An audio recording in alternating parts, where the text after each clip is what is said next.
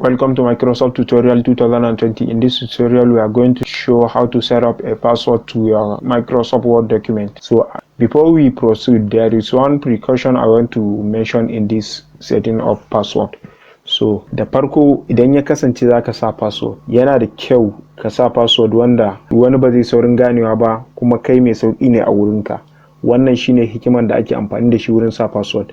Na biyu shine Microsoft ba su buɗe wani hanya da zaka iya gano password ɗinka ba. Idan ka manta ba za ka je kai masu requesting ba. To lalle ka tabbatar da cewa duk abin da ka sa kana a sane da shi ta yadda ba za ka manta ba. Idan ka manta ka kirkiri hanyar nemo shi, ba za ka koma ka tambaye su cewa su gaya ma password ɗin da ka sa ma document ɗinka ba. Wannan shine a takaice. Idan za ka sa password ma document naka, za ka zo ka shiga file, sai ka duba protect document, sai clicking a wannan padlock icon din, sai ka shiga encrypt with password. A nan wurin ga yanan za mu zo mu sai mu rubuta 175344, sannan zai ba mu dama mu kara retyping ya confirm.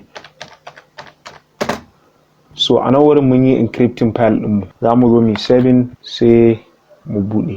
So a yanzu idan zaka bude zai loading amma ba zai bude ba sai an sa wannan password din.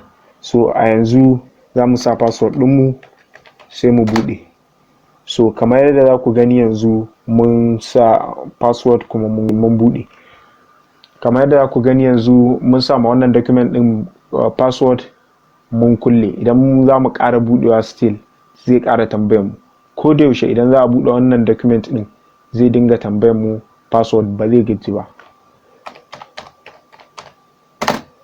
So idan ka san password ɗinka kana da hanyar zuwa wurin file ɗinka. Idan baka sani ba shikenan ya tafi. So a nan wurin yanzu idan zai iya yiwuwa kuma ka yi tunanin sa password, ka dinga tambayin kanka cewa to idan ban san password ɗin kuma fa, idan ina so in cire gaba ɗaya in bar shi a buɗe.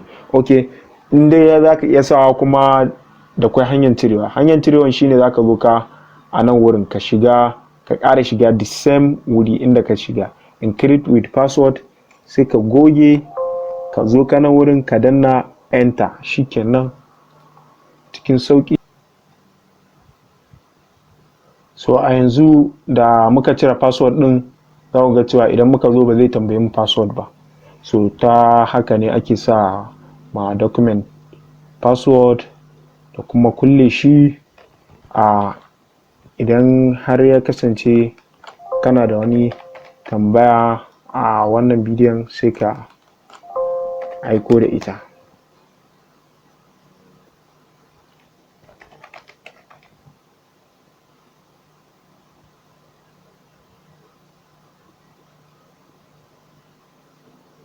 So yanzu document ɗinmu yana a buɗe. Thank you for watching this video. I hope this video can help you to know how to set up a password to your Microsoft Word document. Goodbye.